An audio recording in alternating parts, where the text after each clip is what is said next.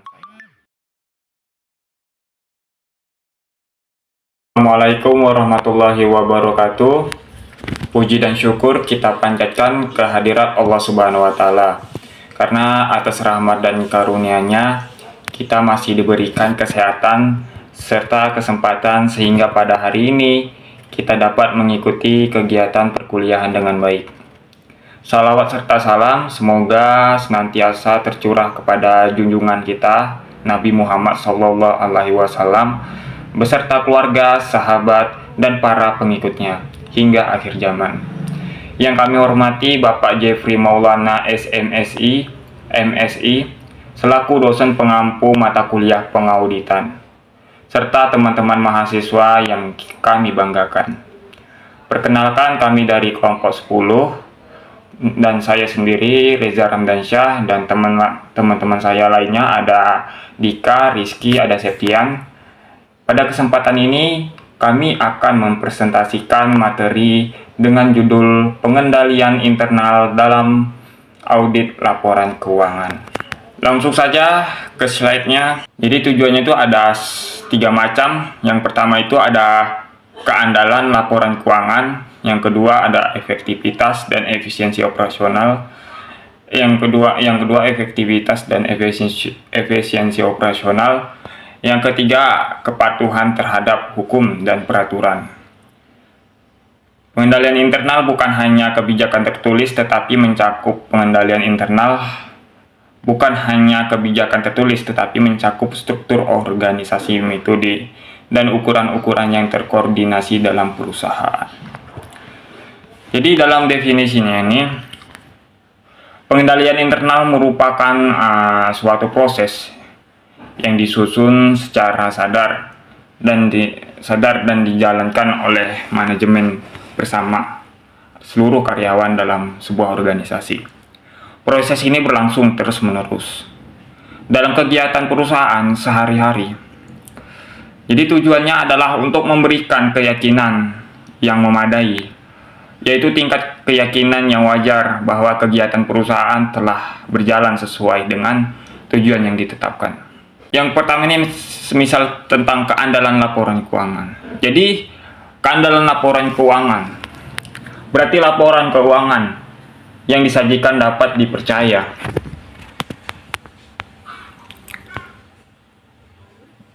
dan tidak mengandung kesalahan yang bersifat material. Jadi pengendalian internal membantu memastikan bahwa setiap transaksi dicatat dengan benar, lengkap, dan sesuai dengan standar akuntansi. Dengan demikian, laporan keuangan dapat digunakan sebagai dasar pengambilan keputusan oleh pihak manajemen maupun pihak eksternal. Yang kedua ini efektivitas dan efisiensi operasional. Efektivitas operasional menunjukkan bahwa kegiatan perusahaan telah dilaksanakan sesuai dengan tujuan yang telah ditetapkan. Sementara itu, efisiensi operasional berkaitan dengan penggunaan sumber daya secara optimal dan tidak boros. Pengendalian internal membantu perusahaan menghindari sebuah kesalahan, pemborosan, serta penyalahgunaan aset, sehingga kegiatan operasional dapat berjalan dengan lebih tertib dan efisien. Yang ketiga, kepatuhan terhadap hukum dan peraturan. Jadi pengendalian internal bertujuan memastikan bahwa seluruh aktivitas perusahaan telah sesuai dengan hukum, peraturan, dan kebijakan yang berlaku. Dengan adanya pengendalian yang baik, perusahaan dapat meminimalkan risiko pelanggaran hukum dan sanksi. Hal ini penting untuk menjaga keberlangsungan usaha serta kepercayaan pihak-pihak yang berkepentingan. Jadi pengendalian internal itu tidak hanya berupa aturan tertulis, tetapi juga mencakup bagaimana struktur organisasi disusun, pembagian tugas dan tanggung jawab, serta metode pengendalian yang diterapkan secara konsisten. Semua unsur tersebut harus saling mendukung agar pengendalian internal dapat berjalan dengan efektif. Tanpa pelaksanaan yang baik, Kebijakan tertulis saja tidak cukup untuk menjamin tercapainya tujuan organisasi. Saya kira itu saja. Selanjutnya akan dilanjutkan oleh Saya duluan. Saya akan melanjutkan presentasi dari teman saya, yaitu Reza Anusha. Baik, saya akan melanjutkan presentasi saya itu yang bagian poin kedua, yaitu pengendalian yang relevan bagi auditing. Sebagai editor, kita tidak perlu memeriksa seluruh aspek operasional perusahaan, melainkan berfokus pada pengendalian internal yang memiliki dampak langsung terhadap angka-angka di laporan keuangan tersebut. Apa saja fokus utamanya? Nah, ada 3 macam fokus utamanya yang menjadi perhatian kita. Apa saja itu? Yang pertama, itu menyusun laporan keuangan. Bagaimana sistem memastikan laporan disusun sesuai standar yang berlaku. Yang dimaksud menyusun laporan keuangan, ya, bagaimana sistem memastikan laporan disusun sesuai standar yang berlaku, yaitu sesuai yang diinginkan oleh perusahaan.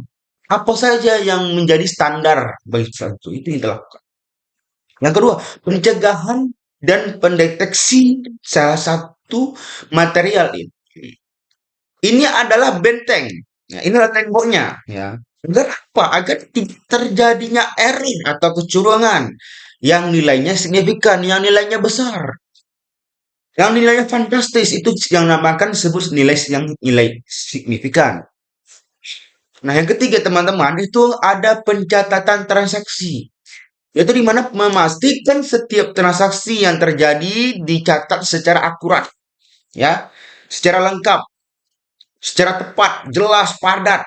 Agar apa? Agar mudah dimengerti dan tepat waktu, itu utamanya. Ya. Kalau misalnya ketika perusahaan meminta kita untuk menyelesaikan sore ini, maka sore itu juga harus selesai. Mengapa auditor perlu mempelajari ini? Nah, itu sangat penting ya teman-teman. Bagi saya dan bagi kita semuanya. Itu dimana melakukan evaluasi mendalam terhadap pengendalian tersebut.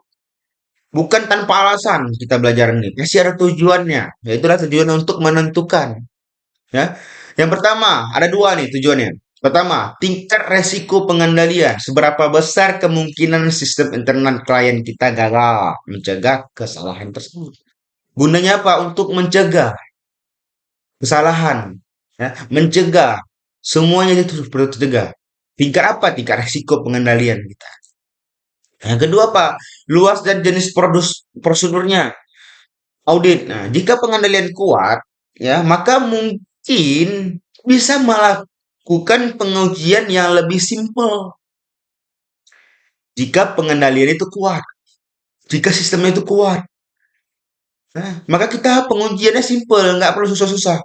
Namun jika lemah, nah, maka kita harus terjun lebih dalam dengan prosedur yang lebih detail. Nah, kesimpulannya teman-teman, itu perlu kita ingat ya, bersama prinsip dasarnya semakin efektif pengendalian internal suatu perusahaan, maka semakin kecil juga resiko yang kita dapatkan. Sebaliknya, jika besar pengendalian internal tersebut, maka semakin besar juga resiko terjadinya salah dalam laporan keuangan tersebut, teman-teman. Baik, terima kasih. Mungkin hanya ini yang dapat saya presentasikan. Lebih dan kurang saya mohon maaf karena kita masih dalam tahap pembelajaran. Terima kasih. Saya Muhammad Sandika Ardiansyah. Saya akan melanjutkan pembahasan dari teman saya, yaitu mengenai pengendalian internal, kepentingan pengendalian internal, dan tanggung jawab dalam pengendalian internal. Jadi apa sih pengendalian internal ini? Jadi pengendalian internal ini adalah proses dan kebijakan yang dirancang oleh manajemen nih. Untuk apa? Untuk memberikan keyakinan bahwa tujuan organisasi itu dapat tercapai. Jadi yang tercapai itu khususnya itu seperti keandalan laporan keuangan dan pencegahan kecurangan dan penyimpangan. Selanjutnya yaitu yang kedua, kepentingan pengendalian internal. Jadi dalam kepentingan pengendalian internal ini ada beberapa indikator nih. Yaitu yang pertama, menjamin keandalan laporan keuangan tersebut. Jadi maksudnya itu pengendalian internal ini dia berfungsi memastikan bahwa setiap transaksi keuangan yang dicatat secara benar itu sesuai dengan standar yang berlaku. Jadi sehingga laporan keuangan ini tuh dapat dipercaya oleh pihak yang kepentingan lah.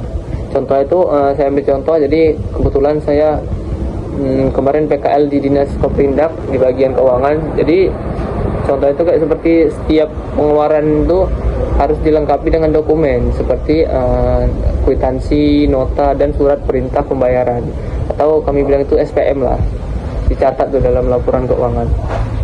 Dan indikator yang kedua itu mencegah kecurangan dan penyimpangan. Jadi maksud itu pengendalian internal ini bertujuan meminimalkan resiko, jadi mengurangi tingkat resikonya lah yang terjadi dalam kecurangan dan penggunaan dana yang tidak sesuai dengan tujuan organisasi. Jadi kok saya ambil di contoh Dinas Koprindak itu tugas keuangan ini dia dipisahkan antara pihak yang mencatat transaksi, pihak yang menyimpang uang, dan pihak yang memberi persetujuan atas pengeluaran dana. Dan indikator yang terakhir yaitu meningkatkan efisiensi operasional. Jadi dengan adanya prosedur ini, prosedur yang jelas ini, kegiatan operasional itu dapat berjalan lebih tertib lah, lebih cepat, dan kita bisa menghindari dari pemborosan lah. Selanjutnya yang ketiga itu tanggung jawab pengendalian internal. Jadi pada indikator yang pertama itu ada manajemen. Jadi manajemen ini yang bertanggung jawab dalam merancang, menerapkan, dan mengawasi sistem pengendalian internal supaya itu berjalan secara efektif lah. Saya ambil contohnya di Dinas Koprindak itu pimpinan itu menetapkan standar operasional pengelolaan keuangan, itu dia memberikan persetujuan atas pengeluaran dana. Jadi kayak kepala dinasnya itu dia menetapkan standar itulah. Dan yang kedua itu ada auditor, yaitu auditor ini dia berfungsi mengevaluasi efektivitas pengendalian internal, serta dia untuk lebih memastikan kepatuhan terhadap peraturan yang berlaku. Jadi contoh itu seperti auditor ini dia yang memeriksa antara laporan keuangan atau anggaran dan bukti pengeluaran dana. Dan indikator yang terakhir itu ada karyawan. Selanjutnya ya, pada indikator yang terakhir itu ada karyawan. Jadi karyawan ini dia yang bertanggung jawab lah, yang melaksanakan pengendalian internal ini sesuai dengan prosedur yang ditetapkan. Jadi contoh itu seperti staf keuangan, itu dia mencatat transaksi berdasarkan dokumen yang resmi dan menyimpan arsip keuangan secara rapi. Kayak tadi semisal kita mau pencairan, kita harus kayak membuat dulu SPM atau surat perintah membayar agar anggaran itu cair. Dan yang terakhir itu contoh alur dalam pengendalian internal ini secara umum. Yang pertama itu perencanaan kegiatan dan anggaran, yang kedua itu pelaksanaan kegiatan, dan yang ketiga itu pencatatan transaksi berdasarkan bukti, dan yang keempat itu pemeriksaan dan persetujuan, dan yang terakhir itu penyusunan laporan keuangan. Dan selanjutnya akan dilanjutkan oleh teman saya. Nah, baik. Pada slide ini saya akan membahas komponen pengendalian internal. Pengendalian internal adalah sistem yang digunakan organisasi untuk memastikan kegiatan tersebut berjalan dengan baik. Bukan hanya saja dengan baik, tetapi aman dan sesuai dengan aturan. Menurut kerangka COSO, pengendalian internal terdiri dari 5 komponen utama yang saling berkaitan. Poin pertama yaitu lingkungan pengendalian. Ini adalah dasar dari seluruh sistem pengendalian internal. Lingkungan pengendalian tersebut mencakup yang pertama ada integritas, nilai etika, dan struktur organisasi. Jika pimpinan dan karyawan menjunjung tinggi kejujuran dan tanggung jawab, maka pengendalian internal akan berjalan lebih efektif. Lalu yang kedua, penilaian risiko. Suatu organisasi perlu mengidentifikasi dan menganalisis risiko yang mungkin terjadi. Seperti apa? Contohnya itu kesalahan laporan keuangan atau penyalahgunaan aset. Nah, dengan mengetahui risiko sejak awal, organisasi dapat menyiapkan langkah pencegahannya. Lalu poin ketiga, aktivitas pengendalian. Komponen ini berupa kebijakan dan prosedur yang dibuat untuk meminimalisasikan risiko.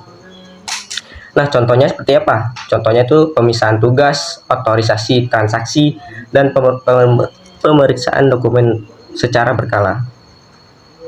Poin yang keempat, informasi dan komunikasi. Organisasi harus memiliki sistem informasi yang baik agar data keuangan dapat dicatat dan dilaporkan secara akurat. Informasi juga harus dikomunikasikan dengan jelas kepada pihak yang membutuhkan. Nah, poin kelima yaitu melakukan pemantauan. Pemantauan tersebut dilakukan untuk mengevaluasi efektivitas pengendalian internal secara keberlanjutan. Jika ditemukan kelemahan, maka perlu dilakukan perbaikan. Nah, jadi sebagai kesimpulan, kelima komponen pengendalian internal ini saling berhubungan dan harus berjalan secara terpadu. Agar apa? Agar tujuan organisasi dapat tercapai dengan baik. Mungkin sekian yang bisa saya sampaikan.